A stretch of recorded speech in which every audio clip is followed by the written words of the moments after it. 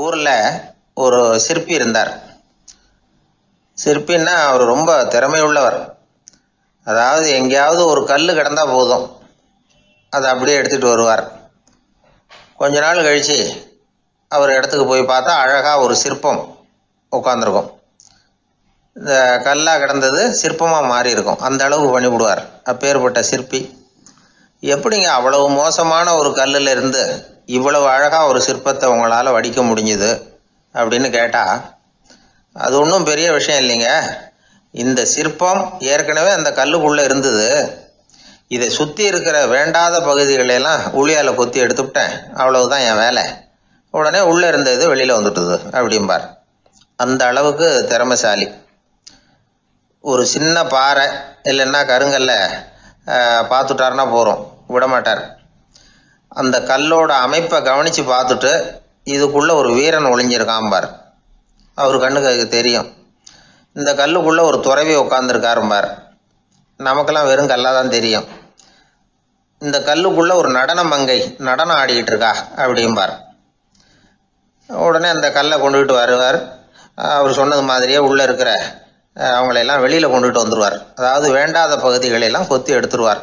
அவர் மொழியில சொல்ல போனா, இந்த சிற்பிக்கு ரொம்ப நாளா மனசுக்குள்ள ஒரு ஆசை. அதாவது உண்மை, தூய்மை, இதுக்கு உதாரணமா இருக்கக்கூடிய புத்தர் சிலையை வடிக்கணும் அப்படிங்கிறது அவரோட ஆசை. ஆனா அந்த ஆசை நிறைவேறாமலே இருந்துகிட்டு வந்தது. அதுக்கு என்ன காரணம்னா, அதுக்கு தகுந்த மாதிரி ஒரு கல் கிடைக்கல. கல் கிடைச்சா அதை செஞ்சிருவாரு. ரொம்ப காலமா அங்கே இங்கே தேடி அலைஞ்சார். இந்த புத்தர் சிலை வடிக்கிறதுக்கு பொருத்தமா ஒரு கல் கிடைக்குமா அப்படின்னு சொல்லி கண்ணில் படுற கல்லையெல்லாம் உத்து உத்து பார்ப்பார். உள்ள புத்தர் இருக்காரான்னு கவனிப்பார். இருக்கிற மாதிரி எதுவும் தெரியல அவர் கண்ணுக்கு. சரி, இதுக்கு என்ன செய்யலாம்னு யோசனை பண்ணார். நேரா ஒரு புத்த மடாலயத்துக்கு போனார். அங்க இருக்கிற ஒரு புத்த துறவியை சந்திச்சார்.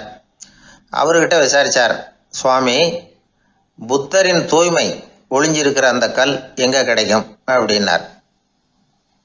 அந்த கல் இருக்கிற இடம் எதுன்னு இன்னமும் உங்களுக்கு தெரியலையா அப்படின்னு கேட்டார் துறவி. இல்லைங்க, அதுக்காகத்தான் அலைஞ்சிக்கிட்டு இருக்கிறேன் அப்படின்னார் இவர். சரி, கவலைப்படாதீங்க, ஏன் கூட வாங்க காட்டுறேன் அப்படின்னு அழைச்சிட்டு போனார். எங்க போனார்னா, அந்த மடாலயத்தின் பின்பக்கம் போனாங்க.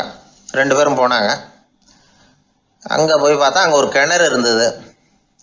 என்ன அது, நாம கேட்டது கல்லு, இவர் அழைச்சிட்டு வந்து காட்டுறது கிணறு அப்படின்னு இவருக்கு சந்தேகம். ஒரு மாதிரியா பார்த்தார். அவர் சொன்னார், துறவி எட்டி பாருங்க உள்ள அப்படின்னாரு. கிணறுக்குள்ள என்ன இருக்கும்னு இவருக்கு தெரியாதா, இருந்தாலும் அவர் சொல்றாரு அப்படின்னு சொல்லி எட்டி பார்த்தார். பார்த்தா அதுல தண்ணி இருந்தது. அந்த தண்ணியில தன்னோட உருவம் தெரிஞ்சுது. இப்போ அந்த புத்த ஞானி சொன்னார், துறவியாரே, புத்தரை நாம தான் ஒளிச்சு வச்சிருக்கிறோம், நமக்குள்ளதான் அவர் மறைஞ்சிருக்கிறார். அவரை அடையாளம் தெரியாதபடி மூடி இருக்கிறது எது தெரியுமா?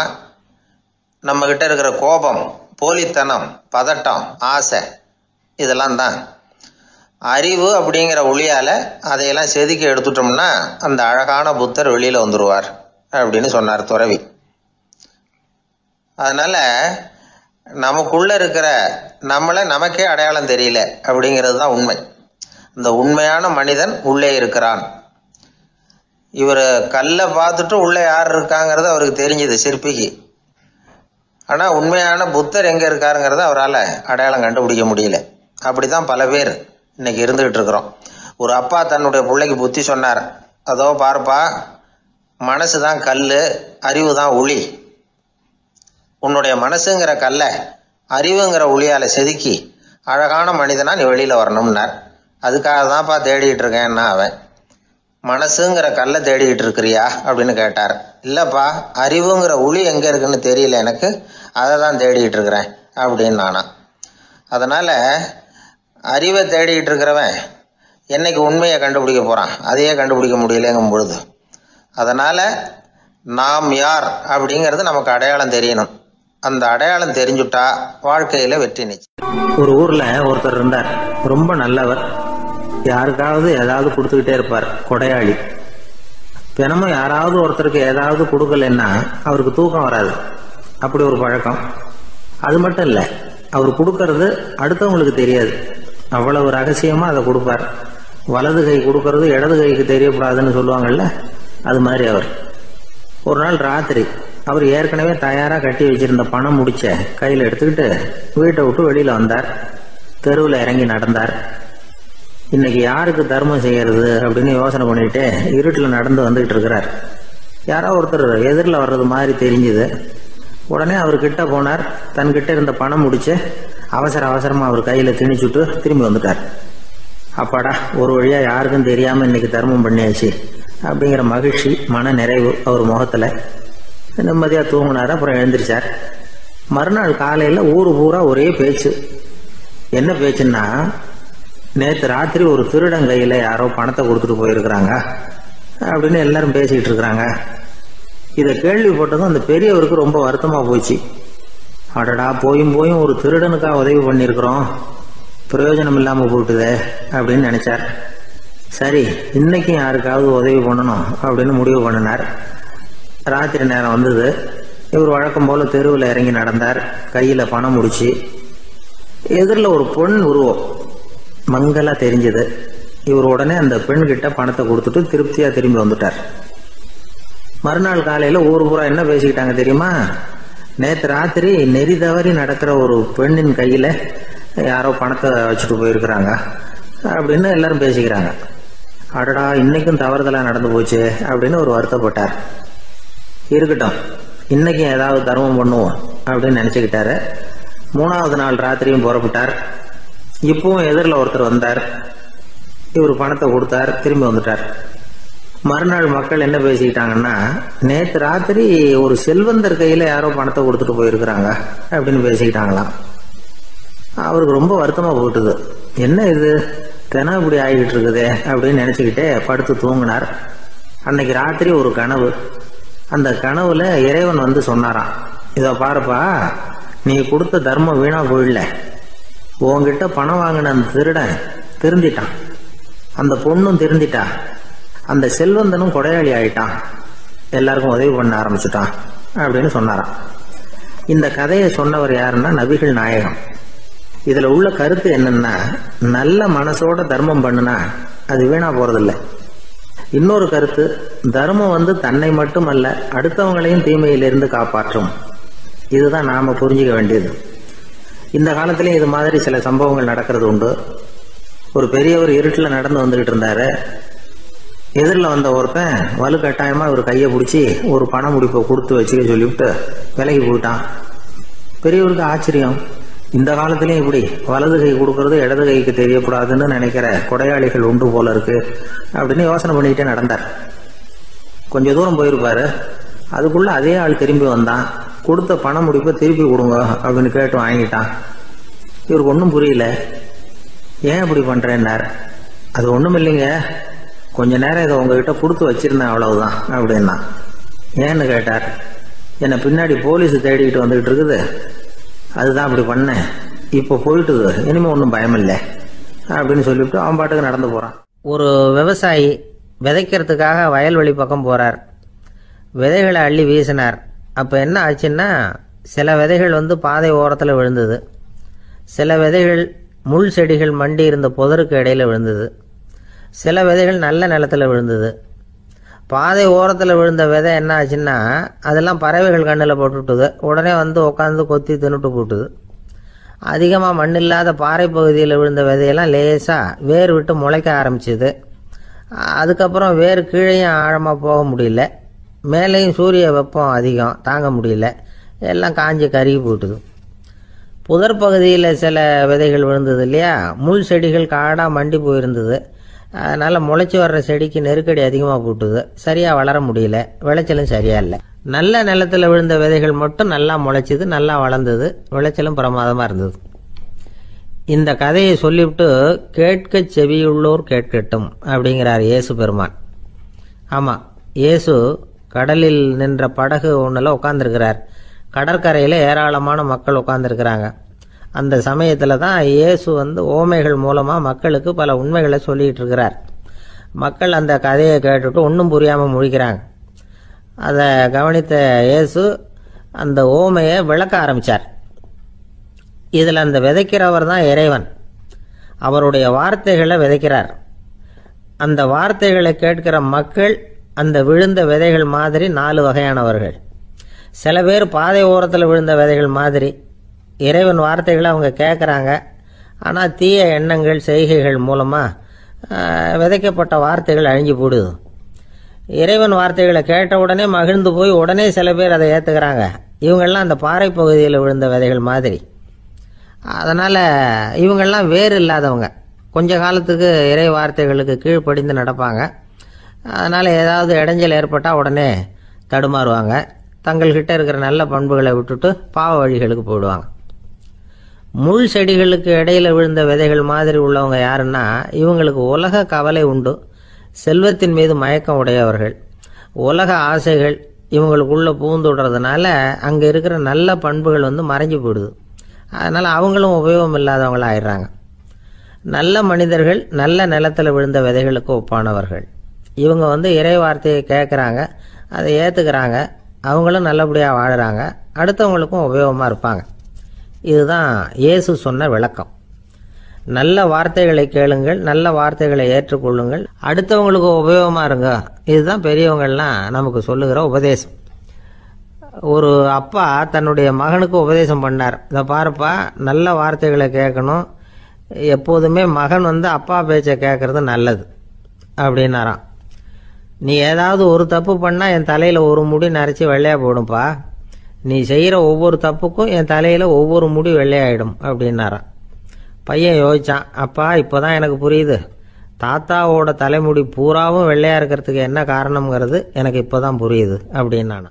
எனக்கு ஒரு உதவி செய்யணும் அப்படின்னு நம்மளை பார்த்து ஒருத்தர் கேட்குறாருன்னு வச்சுங்களேன், உடனே நாம் அவரை பார்த்து என்ன உதவின்னு கேட்போம். இதுதான் சராசரி மனிதர்களின் இயல்பு. ஆனால் ஒருத்தர் எனக்கு ஒரு உதவி செய்யணும் அப்படின்னு கேட்ட உடனே என்ன உதவின்னு கூட கேட்காம சரி செய்கிறேன் அப்படின்னு ஒத்துக்கிறது இருக்கு பாருங்க, அது கொஞ்சம் அபூர்வம். அந்த காலத்தில் ஒருத்தர் இருந்தார். அவர் எப்படி தெரியுமா, உதவி கேட்குறவங்க நல்லவங்களா கெட்டவங்களா அப்படின்னு கூட பார்க்கல, தனக்கு நன்மையா தீமையா அப்படின்னு கூட பார்க்கல, உதவி செய்கிறேன்னு புறப்பட்டு விட்டார். அவர் யார் தெரியுமா, அவர் தான் நல சக்கரவர்த்தி. அவர் மாதிரி நாமும் உதவி கேட்குறவங்களுக்கு உடனே உதவி செய்கிறதுக்கு தயாராக இருக்கணும் அப்படின்னு சொன்னார் ஒரு ஆன்மீக பேச்சாளர். நல சரித்திரத்தை அவர் சொல்லிக்கிட்டு இருந்தார். இந்திரன், அக்னி, வருணன், யமன் இவங்க 4 பேரும் நலனை பார்த்து எங்களுக்கு நீ உதவி செய்யணும், எங்களுக்காக நீ தூது போகணும் அப்படின்னு கேட்குறாங்க. யாருக்கிட்ட தூது போகணும், என்ன காரியத்துக்காக போகணும் அப்படின்னு கேட்கணும்ல. நலன் அப்படி கேட்கவே இல்லை, உடனே சரின்னு ஒத்துக்கிறான். அதுக்கப்புறம் அவங்க விவரம் சொல்கிறாங்க, என்ன உதவி, யாருக்கிட்ட தூது போகணும் அப்படிங்கிற விவரத்தை சொல்கிறாங்க. நலனுக்கும் அப்புறம்தான் புரியுது, எந்த தமயந்தியை இவன் காதலிச்சானோ, எந்த தமயந்தின் சுயம்பரத்துக்காக இவன் போய்கிட்டு இருக்கிறானோ அந்த தமயந்தியை பார்த்து தங்களுக்காக அவகிட்ட வாதாடணும், பேசணும், தங்களில் ஒருத்தரை கல்யாணம் பண்ணிக்கும்படியாக கேட்கணும் அப்படின்னு அவங்க 4 பேரும் நலன்கிட்ட கேட்குறாங்க. இதை கேட்டதும் நலன் கொஞ்சம் கூட முகம் சுளிக்கலை, பதட்டப்படலை. நேராக தமயந்தி கிட்ட போகிறான். இந்திரன், அக்னி, வருணன், யமன் இவங்களோட சிறப்புகளை எடுத்து சொல்கிறான். இவங்களில் ஒருத்தரை கல்யாணம் பண்ணிக்கலாம் அப்படின்னு சொல்லி கேட்டுக்கிறான். ஆனால் இதுக்கு தமயந்தி சம்மதிக்கலை. சுயம்பரம் நடக்குது, அவள் நலனை தேர்ந்தெடுக்கிறாள். அந்த 4 பேரும் நலனுக்கு நிறைய வரங்கள்லாம் கொடுக்குறாங்க. அதுக்கப்புறம் இப்படி போகுது கதை. இதில் நாம் கவனிக்க வேண்டியது என்னென்னா, உதவின்னு கேட்ட உடனே என்ன உதவின்னு கேட்காம சரி செய்கிறேன்னு சொன்னான் பாருங்க, அதை கொஞ்சம் சிந்திக்கணும். செய்கிறேன்னு ஒத்துக்கிட்டதுக்கு அப்புறம் அது என்ன உதவின்னு தெரிஞ்சும் முகம் சுளிக்காமல் அதை செஞ்சான் பாருங்க, அதையும் கொஞ்சம் சிந்திக்கணும். நம்மால் ஒருத்தன் ஒரு நண்பனை தேடி போனால் எனக்கு ஒரு உதவின்னா சரி சொல்லுன்னா, இப்போ உங்ககிட்ட 2 கார் இருந்தால் என்ன பண்ணுவேன்னா உடனே அதில் ஒன்று உங்ககிட்ட கொடுத்துருவேன்னா, அவன் உங்ககிட்ட 2 பங்களா இருந்தால் என்ன பண்ணுவேன்னா அதில் ஒன்று உங்ககிட்ட கொடுத்துருவேன்னா, உங்ககிட்ட 2 பேனா இருந்தால் என்ன பண்ணுவேன்னா அதில் ஒரு பேனாவை உங்ககிட்ட கொடுக்க மாட்டேன்னா அவன்.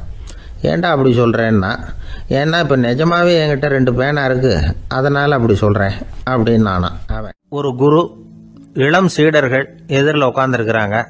குரு பாடம் நடத்திக்கிட்டு இருக்கிறார். சீடர்களுக்கு ஒரு ஆசை, அதாவது ஒரு முக்கியமான மந்திரத்தை நம்ம குருநாதர்கிட்ட இருந்து கற்றுக்கணும் அப்படிங்கிறது அவங்க ஆசை. அது என்ன மந்திரம்னா, இறந்தவரை உயிர்ப்பிக்கக்கூடிய புனித மந்திரம். அதாவது செத்தவங்களுக்கு மீண்டும் உயிர் உண்டாக்குகிற மந்திரம். குருவே, தயவு பண்ணி அந்த மந்திரத்தை எங்களுக்கு உபதேசிக்கணும் அப்படின்னு கேட்டாங்க. அது ரொம்ப ஆபத்தானது, அது என்னத்துக்கு உங்களுக்கு வேண்டாமேன்னாராம் குரு. எங்களுடைய நம்பிக்கை உறுதிப்படுறதுக்காகத்தான் கேட்குறோம், வேற ஒன்றும் இல்லை அப்படின்னு நாங்களாம் சீடர்கள். பக்குவப்படாத அறிவுங்கிறது ரொம்ப ஆபத்தானது அப்படின்னாராம் குரு. இது சீடர்களுக்கு புரியல. அது எப்படிங்க பக்குவப்படாத அறிவு ஆபத்தானதுன்னு சொல்றீங்க, அப்படின்னா என்ன அப்படின்னு கேட்டிருக்காங்க சீடர்கள். குரு அதுக்கு விளக்கம் கொடுத்தாராம். அந்த மந்திரத்தை எப்போ பயன்படுத்தணுங்கிறது முக்கியம். அதை அறியக்கூடிய ஞானம் ஏற்படுகிற வரைக்கும் அதை தெரிஞ்சுக்காம இருக்கிறது தான் நல்லது, இல்லைன்னா ஆபத்துன்னாராம். ஆனால் அந்த சீடர்கள் அதை கேட்குற மாதிரி இல்லை, ரொம்ப பிடிவாதம் பண்ண ஆரம்பிச்சுட்டாங்க. சரி வாங்க சொல்கிறேன்னார் குரு. எல்லாரும் வந்தாங்க. அந்த புனித மந்திரத்தை அவங்களுக்கு ரகசியமாக உபதேசம் பண்ணார். உபதேசம் பண்ணிவிட்டு அவங்களுக்கு எச்சரிக்கையும் கொடுத்தார். இந்த மந்திரத்தை நல்லா ஆராய்ச்சி பார்த்ததுக்கு அப்புறம் தான் உச்சரிக்கணும், அவசரப்பட்டு எதுவும் செஞ்சிடக்கூடாது அப்படின்னு ஒரு தடவைக்கு பல தடவை எச்சரிக்கை கொடுத்தார். சரின்னு சொல்லிவிட்டு அவங்கெல்லாம் மந்திரத்தை கற்றுக்கிட்டு எழுந்திரிச்சு போயிட்டாங்க. ஒரு நாள் அந்த சீடர்கள் எல்லாம் மணற்பாங்கான இடத்துல அப்படியே நடந்து போயிட்டு இருக்கிறாங்க. ஒரு பாலைவன பகுதி மாதிரி ஒரு இடம். அங்கே ஒரு இடத்துல எலும்புகள் குவியலாக கிடந்தது. உடனே இந்த சீடர்கள் முன்ன பின்ன யோசிக்காம, தியானமும் பண்ணாம, அந்த மந்திரத்தோட பயனை சோதிச்சு பார்க்கணும் அப்படின்னு நினைச்சுக்கிட்டு அந்த மந்திரத்தை உச்சரிக்க ஆரம்பிச்சிட்டாங்க. அவ்வளவுதான். உடனே என்னாச்சு தெரியுமா? அந்த எலும்புகள் எல்லாம் ஓநாய்களா மாறி அவங்கள துரத்த ஆரம்பிச்சுட்டுது. சீடர்கள் எல்லாம் தலைதெறிக்க ஓட ஆரம்பிச்சுட்டாங்க. ஓநாய்களும் விடல, அவங்கள துரத்தி பிடிச்சி கடிச்சு கொதற ஆரம்பிச்சுட்டுது. அப்போதான் அந்த சீடர்களுக்கு குரு சொன்ன அறிவுரையோட அர்த்தம் புரிஞ்சுது. பக்குவப்படாத அறிவு ஆபத்தானது அப்படிங்கிறது. அதனால இதுல இருந்து நாம தெரிஞ்சுக்க வேண்டியது என்னன்னா, நாம நம்ம அறிவை வளர்த்துக்கிட்டா மட்டும் போதாது, அந்த அறிவை எப்போ எப்படி பயன்படுத்தணும் அப்படிங்கிற பக்குவமும் நமக்கு வரணும். அப்பதான் வாழ்க்கை நல்லபடியா அமையும், இல்லைன்னா இடைஞ்சல் தான். இந்த காலத்துல சில சின்ன பிள்ளைங்களுக்கே அறிவு ரொம்ப பக்குவப்பட்டிருக்குங்கிறத உணர முடியுது. ஒரு சின்ன பையன் பள்ளிக்கூடத்தில் மார்க் லிஸ்ட் கொடுத்தாங்க, வாங்கிக்கிட்டு அவசரமா வீட்டுக்கு ஓடினான். எதிரில் வந்த ஒருத்தர் கேட்டார், என்ன அவசரம், ஏன் இப்படி வேகமா ஓடுறேன்னார். எங்க அம்மா கிட்ட அடி வாங்கணும், அதுக்காக தான் ஓடுறேன்னா. அடி வாங்கறதுக்கா இவ்வளவு அவசரம்னார் அவரு. அப்படி இல்லைங்க, நான் போறதுக்குள்ள எங்க அப்பா வீட்டுக்கு வந்துட்டாருன்னா அவர்கிட்ட அடி வாங்க வேண்டியிருக்கும், அதை அவாய்ட் பண்றதுக்காக இப்படி ஓடுறேன் அப்படின்னு நானா. அந்த பையன் ஒரு பெரிய ஆறு, அதை கடந்து அடுத்த பக்கம் போகணும். இந்த பக்கம் 8 பேர் நின்றுட்டு இருக்கிறாங்க. 8 பேரும் சேர்ந்து ஒரு குழுவா வந்திருக்கிறாங்க. இவங்க எல்லாருமே பண்டிதர்கள், குருமார்கள், அதாவது அறிவாளிகள். இவங்க எல்லாரும் அந்த ஆற்றை கடந்து அடுத்த கரைக்கு போகணும். அப்புறம் அங்க இருந்து பக்கத்துல இருக்கிற ஒரு ஊருக்கு போய் சேரணும். கரை ஓரமா ஒரு படகு கட்டி கிடந்தது, அதுல ஏறி உக்காந்தாங்க. அது மூலமா அடுத்த கரைக்கு போய் சேர்ந்தாங்க. அங்க போய் கரையேறின உடனே அவங்களுக்குள்ள ஒரு விவாதம்.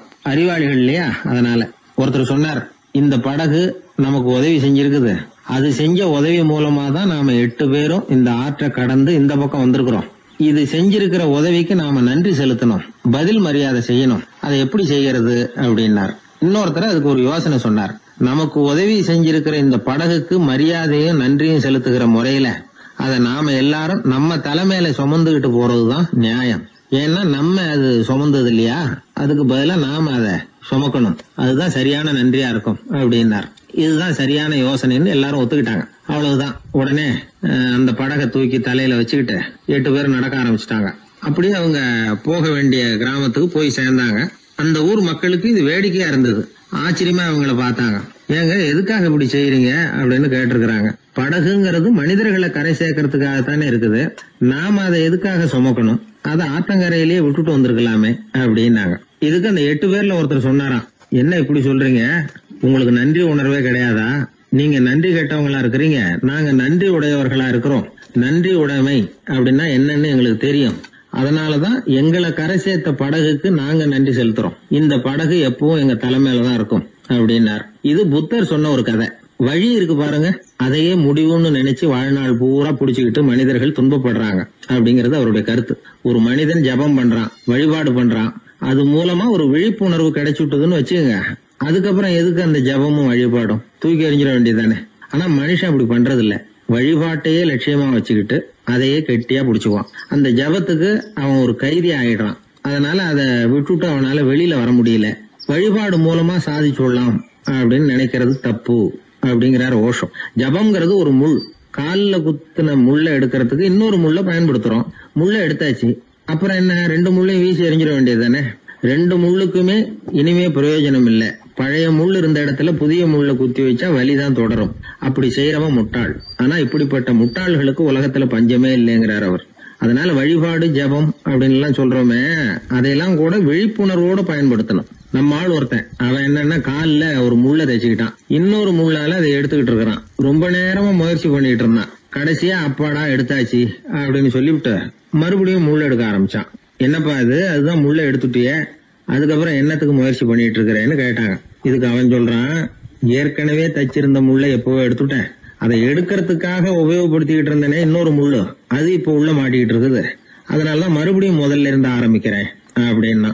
இப்படி வாழ்க்கையில முதல்ல இருந்து ஆரம்பிக்கிறவர்களும் அதிகம், முதல்லயே இருந்துகிட்டு இருக்கிறவங்களும் அதிகம். வாழ்க்கையில படிப்படியா முன்னேறணும், வாழ்க்கையை புரிஞ்சுக்கிட்டு முன்னேறணும். அதுக்கு இந்த பெரியவர்கள் சொல்லுகிற தத்துவத்தை எல்லாம் சரியா புரிஞ்சுக்கிட்டு அது பிரகாரம் நாம நட. ஒரு ஊர்ல ஒரு பெரியவர் இருந்தார். ஒரு நாள் அவரை தேடி ஒருத்தர் வந்தார். ஐயா, நான் கடவுளை பரிபூர்ணமா நம்புறேன் அப்படின்னார். சரி, அந்த நம்பிக்கை உனக்கு எப்படி வந்ததுன்னு கேட்டார் இவர். அவர் சொல்ல ஆரம்பிச்சார். ஐயா, எனக்கு கல்யாணம் ஆகி 10 வருஷம் ஆச்சு, ஆனாலும் குழந்தை பாக்கியம் இல்லை. அதுக்கு என்ன காரணமா இருக்கும்னு நான் யோசனை பண்ணிட்டு இருந்தப்போ நண்பர் ஒருத்தர் ஒரு ஆலோசனை சொன்னார். உனக்கு மதப்பற்று இல்லை, எந்த கடவுளையுமே நம்ப மாட்டேங்கிற, அதுதான் காரணம். கடவுளை நம்பு, உனக்கு குழந்தை பாக்கியம் கிடைக்கும் அப்படின்னார். அவர் அப்படி சொன்னாரே தவிர எனக்கு சந்தேகம்தான். இருந்தாலும் அவர் சொன்னபடியும் நடந்துதான் பார்ப்போமே அப்படின்னு முடிவு பண்ணேன். கடவுளை நம்ப ஆரம்பிச்சேன். அந்த வருஷமே அழகான ஆண் குழந்தை பிறந்தது. எல்லாம் இறைவன் அருள் அப்படின்னார். இவர் இப்படி சொன்னதை கேட்டதும் அந்த பெரியவர் சொன்னார், நீ சொல்றதெல்லாம் சரிதான், இருந்தாலும் இந்த காலத்துல எந்த ஒரு காரியமா இருந்தாலும் அதை சோதனை செஞ்சு பார்த்துட்டு தான் ஒரு முடிவுக்கு வந்து சேர முடியும். அறிவுபூர்வமான முடிவு அதுவாக தான் இருக்கும். அறிவியல் சோதனைகள் அப்படித்தான். ஒரு குறிப்பிட்ட விஷயத்தை பத்தி எத்தனை தடவை சோதனை பண்ணாலும் ஒரே முடிவு தான் கிடைக்கணும், அதுதான் சரியா இருக்கும். அதனால இப்ப மறுபடியும் ஒரு சோதனைன்னார். என்ன செய்யணும் அப்படின்னு கேட்டார் இவர். கடவுள்கிட்ட ஒரு பெண் குழந்தை வேணும்னு கேளு. முதல்ல ஆண் குழந்தைய கொடுத்தது மாதிரியே இப்போ ஒரு பெண் குழந்தையையும் கொடுக்கறாரா பார்க்கலாம் அப்படின்னார். சரின்னு சொல்லி இவர் அதே மாதிரி முயற்சி பண்ணினார். அதுக்கப்புறம் அவர் இந்த பெரியவர்கிட்ட வரவே இல்லை. கொஞ்ச காலம் கழிச்சு இவரே அவரை தேடிக்கிட்டு போய் கதவை தட்டினார். அவர் கதவை திறந்தார். என்ன ஆச்சு, கடவுள் கண் திறந்தாரா அப்படின்னு கேட்டார். அவரு, அந்த சமாச்சாரம்லாம் நமக்கு வேணாம் சார், முதல் தடவை அது ஏதோ தற்செயலா ஏற்பட்ட ஒரு சாதகம். இப்போ நீங்க 2வது தடவை சொன்ன பிறகு தினமும் கடவுளை வேண்டிக்கிட்டு தான் இருக்கிறேன், ஒன்றும் நடக்கல அப்படின்னார் ரொம்ப விரக்தியா. ஒரே ஒரு தோல்வியில உங்க நம்பிக்கையெல்லாம் பறந்து போயிடுது பாத்தீங்களா அப்படின்னார் அந்த பெரியவர். எல்லாம் நல்ல விதமா நடக்கிற வரைக்கும் நம்பிக்கை, எதிர்பார்த்தது தோல்வியில முடிஞ்சுட்டுதுன்னா அவநம்பிக்கை. மற்றவர்கள் பேர்ல வைக்கிற நம்பிக்கை எந்த நேரத்திலையும் விவகாரமாகி விடக்கூடிய சாத்தியம் உண்டு. நாம நம்பிக்கை வைக்க வேண்டியது நம்ம கிட்ட தான், நமக்குள்ள இருக்கிறார் கடவுள். எனவே நம்ம பேர்ல நாம வைக்கிற நம்பிக்கை தான் உண்மையான கடவுள் பக்தி. நிபந்தனையற்ற நம்பிக்கையா அது இருக்கணும். எல்லாம் நல்லபடியா நடந்துகிட்டு இருந்தா எந்த முட்டாளுக்கும் நம்பிக்கை வரத்தான் செய்யும் அப்படிங்கிறது ஒரு பெரியவர் கருத்து. தியானத்தின் மூலமா தான் உனக்குள்ள ஆழமா தோண்டுனா உன்னுடைய அடி ஆழத்துல நம்பிக்கை வந்து அப்படி ஊற்றெடுக்கும், அதை பார்க்க முடியும் அப்படிங்கிறது பெரியவர்கள் சிந்தனை. ஒரு குழந்தை அப்பாவை பார்த்து என்னப்பா பண்றேன்னு கேட்டுதான். பிரார்த்தனை பண்ணிட்டு இருக்கிறேன்னாராம் அப்பா. பிரார்த்தனை பண்ணுனா என்ன கிடைக்கும் அப்படின்னு கேட்டுதான் குழந்தை. எல்லாம் கிடைக்கும் அப்படின்னாராம் அப்பா. நீ வச்சிருக்கிறிய பேனா அது கூட கிடைக்குமான்னு கேட்டுதான் குழந்தை. ஓ, கிடைக்குமேன்னு இருக்கார். அப்படின்னா அந்த பேனாவை என்கிட்ட கொடுத்துரு, நீ பிரார்த்தனை பண்ணி வேற பேனா வாங்கிக்கோ அப்படின்னு தான் அந்த குழந்தை. என்னை விட யோகியம் இந்த உலகத்துல வேற யாரும் இல்லை சார் அப்படின்னார் ஒருத்தர். அவரை விட அயோக்கியன் வேற யாரும் இருக்க முடியாதுங்கிற முடிவுக்கு கேட்டவங்க வந்துட்டாங்களாம். மனுஷனுக்கு இருக்கிற ஒரு மிகப்பெரிய குறையே தன்கிட்ட இருக்கிற குறை அவனுக்கு தெரியாம போறது தான். ஆனா அடுத்தவங்க கிட்ட இருக்கிற குறை இவனுக்கு தெளிவா தெரிஞ்சிடும். ஒரு ஒட்டகம் ஒரு கொக்கை பார்த்து ஒரு கேள்வி கேட்டுதான். என்ன கேள்வி தெரியுமா? உன் கழுத்து ஏன் இப்படி வளைஞ்சு போயிருக்குது அப்படின்னு கேட்டிருக்கு. இதுக்கு உடம்பே வளைச்சல். இது போய் கொக்கை கிண்டல் பண்ணுது. இன்னைக்கு மனித சுபாவமும் கிட்டத்தட்ட இப்படித்தான் இருக்குது. இந்த உலகத்துல குறையில்லாத மனிதர்கள் யாரும் கிடையாது, நாம உள்பட. அப்படிங்கிறத முதல்ல நாம் நல்லா புரிஞ்சுக்கணும். ஒரு ஊரில் ஒரு விற்பனை நிலையம் இருந்தது. செல்ல பிராணிகளை விற்பனை செய்கிற நிலையம் அது. நாய், கிளி, பூனை இப்படி நிறைய வச்சு விற்பனை பண்ணிகிட்டு இருக்கிறாங்க. நாய்க்குட்டி விற்பனை செய்கிற பகுதியில் ஒரு சிறுவன் நின்றுக்கிட்டு இருந்தான். விற்பனை செய்கிற ஆளுகிட்ட விலை கேட்டுக்கிட்டு இருந்தான். அதுவும் இருக்குதே, அந்த நாய்க்குட்டி என்ன விலை அப்படின்னு கேட்டானா. 1000 ரூபா அப்படின்னாரான். சரி, அது வேணாம், இது என்ன விலைன்னு இருக்கான். 500 ரூபா அப்படின்னாரான். இந்த சின்ன பையன் கையில் வச்சிருந்தது வெறும் 50 ரூபா தான். அதனால இதை விட குறைச்சலாக கிடைக்குமான்னு பார்த்துருக்கான். அந்த கடையில் ஒரு மூலையில் சரியாக கவனிக்கப்படாமல் ஒரு நாய்க்குட்டி படுத்து கிடந்தது. பாவமாக கத்திக்கிட்டு இருந்தது. அதை பார்த்ததுமே இவனுக்கு அது ரொம்ப பிடிச்சி போச்சு. உடனே அந்த கடைக்காரரை பார்த்து, அதுவும் அந்த மூலையில் படுத்து கிடக்குதே, அந்த நாய்க்குட்டி என்ன விலை அப்படின்னு கேட்டிருக்கான். தம்பி, அது ஒரு கால் ஊனம், அதனால் அது உன்னோட குதித்து விளையாடவோ ஓடுறதோ அதால் முடியாத காரியம் அப்படின்ட்டுருக்கார் அவர். அது தெரிஞ்சுதாங்க கேட்குறேன், அதோட விலை என்ன, அதை மட்டும் சொல்லுங்களேன் அப்படின்ட்டுருக்கான். தம்பி, இது கால் ஊனம் உள்ள ஒரு நாய். இதை போய் காசு கொடுத்து வாங்கிறதுக்கு யாராவது பிரியப்படுவாங்களா? இதை நான் உனக்கு இலவசமாகவே தர்றேன், எடுத்துகிட்டு போ அப்படின்னாரான். இதை கேட்டதும் அந்த சிறுவனுக்கு கோபம் வந்துட்டு தான். நீங்கள் ஒன்றும் சும்மா கொடுக்க வேணாம், இந்தாங்க 50 ரூபா, இதை வச்சுக்கிட்டு நாய்க்குட்டியை கொடுங்க அப்படின்ட்டுருக்கான். அவருக்கு ஒன்றும் புரியல, ஆச்சரியமாக இருந்தது. சரின்னு பணத்தை வாங்கிட்டு நாய்க்குட்டியை தூக்கி கொடுத்தார். அந்த சிறுவன் அந்த நாய்க்குட்டியை 2 கையாலையும் வாங்கினா, மார்போட பிரியமாக சேர்த்து அணைச்சிக்கிட்டான். தெருவில் இறங்கி நடக்கிறான். அப்படி நடக்கும்பொழுது தான் பார்க்குறார், கடைக்காரர் ஆச்சரியமாக அவனை பார்க்குறார். அப்போ தான் அவருக்கு ஒரு விஷயம் புரியுது. அந்த சிறுவன் தெருவில் நாய்க்குட்டியை மார்போடு அணைச்சிக்கிட்டு விந்தி விந்தி நடந்து போய்கிட்டு இருக்கிறான். ஆமாம், அவனுக்கும் ஒரு கால் ஊனம். இந்த நாய்க்குட்டியை யாருமே வாங்க மாட்டாங்கன்னு நினச்சிக்கிட்டு இருந்தார். குறையுள்ள அதுக்கும் ஒரு எஜமானன் கிடைச்சுட்டான். அதனால ஊனம் ஒரு குறை இல்லை அப்படிங்கிற உண்மையை அந்த கடைக்காரர் புரிஞ்சுக்கிட்டாராம். நம்மால் ஒருத்தர் கொஞ்சம் வயசானவர், எழுந்திரிச்சு சரியாக நடக்க முடியாது, சாய்வு நாற்காலியிலேயே எப்பவும் உட்காந்துருப்பார். அவர் தனக்கு துணையாக ஒரு நாயை பக்கத்தில் வச்சிருந்தார். அதுவும் ரொம்ப வயசான ஒரு நாய், எழுந்திரிக்கவே சிரமப்படும், நடக்கவும் முடியாது. அவர் பக்கத்திலேயே இதுவும் சோர்ந்து போய் படுத்து கிடக்கும். அந்த பெரியவரை பார்க்க வந்த ஒருத்தர் கேட்டார், ஏங்க, ஒரு சின்ன பையனை உங்களுக்கு துணையாக வச்சுக்க கூடாதா? இந்த நாயை உங்களுக்கு பாதுகாப்பாக வச்சிருக்கிறீங்களே, உங்களுக்கு ஒரு ஆபத்துன்னா இது எப்படி உங்களுக்கு உதவ முடியும் அப்படின்னார். அப்போ அவர் சொன்னாராம், எனக்கு ஒரு ஆபத்துன்னா அந்த சமயத்தில் இந்த நாய் என்னை தனியாக விட்டுட்டு ஓடி போயிடாமல் இருக்கணும்ல, அதுக்காக தான் இதை நான் வச்சிருக்கிறேன் அப்படின்னார். ஒருத்தர் குதிரை ரேஸுக்கு போனார், பணம் கட்டினார், தோற்று போயிட்டார். மறுபடியும் போனார், பணம் கட்டினார், தோற்று போனார். அடுத்த தடவையும் பணம் கட்ட போனப்போ அவரை தடுத்து கேட்டோம், ஏன் சார், ஏற்கனவே விட்டது போதாதா, இன்னமும் இருக்கிறத விடணுமா அப்படின்னு கேட்டோம். விட்டதையெல்லாம் மொத்தமாக எடுக்க வேணாமா சார், அதுக்காக தான் தொடர்ந்து பணம் கட்டுறேன்னார் அவர். இவரை திருத்துறது ரொம்ப கஷ்டம். இது ஒரு மனநோய். மனநோய்களில் பல வகை உண்டு. மனநோய்கள் பிரிவு அட்டவணையில் சூதாட்டம்ங்கிறது அவதியுறும் நோய் அப்படிங்கிற தலைப்பில் வருது. சூதாட்டம் 2 வகைப்படும்னு சொல்கிறாங்க உளவியல் நிபுணர்கள். ஒரு வகை எப்படின்னா, நண்பர்களோடு சேர்ந்துக்கிட்டு மகிழ்ச்சியும் கிளர்ச்சியும் அடையிறதுக்காக ஈடுபடுறது, பிரச்சனைகளை தீர்க்கறதுல ஒரு ஆர்வம், கேளிக்கைக்காக கொஞ்சம் விட்டு பிடிக்கிறது அப்படிங்கிற மனுஷனுடைய அடி மனசில் உள்ள விபரீத பிணைய சுபாவம், இதெல்லாம் அதுக்கு காரணம். இன்னொரு வகை எப்படின்னா, சூதாட்டத்தில் ஈடுபட்டு ஒரு கட்டாய நிலைமைக்கு ஆளாயிடுறது, ஈடுபடு அப்படின்னு மனசு ஒரு வெறித்தன்மையை தூண்டிக்கிட்டே இருக்கும். இப்படிப்பட்டவங்களுக்கு நாம் தோத்துக்கிட்டு இருக்கோங்கிறது தெரியும், நாம் ஜெயிக்கிறதுக்கான சந்தர்ப்பம் இல்லைங்கிறதும் தெரியும். இதனால் நமக்கும் கஷ்டம், நம்ம சுற்றி இருக்கிறவங்களுக்கும் கஷ்டங்கிறதும் புரியும். அப்படி இருந்தும் சூதாடுவாங்க. இதுக்கு காரணம் சூதாடியின் பகற்கனவு அப்படிங்கிறாங்க நிபுணர்கள். இந்த நிலைமைக்கு கட்டாய சூதாட்டம் அல்லது நிர்பந்த சூதாட்டம் அப்படின்னு பேர் வச்சிருக்கிறாங்க. இப்படிப்பட்ட ஆசாமி இருக்கிறது பூரா விட்டுருவான், கடன் வாங்குவான், திருடுவான், இருந்தாலும் என்னைக்காவது ஒரு நாள் ஜெயிச்சிருவேன் அப்படின்னு சொல்லிக்கிட்டே இருப்பான். விட்டதை எடுத்துருவேங்கிற ஒரு நம்பிக்கை சுடர் அவனுக்குள்ளே எரிஞ்சுக்கிட்டே இருக்கும். இவனை மனநோயாளி அப்படின்னு சொல்லிட முடியாதான். என்ன காரணம்னா, இது மாதிரி ஆளுங்க கிட்ட மன போராட்டமோ கவலையோ பதட்டமோ இருக்கிறது இல்லை. சில விசேஷமான குணங்கள் இவங்க கிட்ட உண்டு.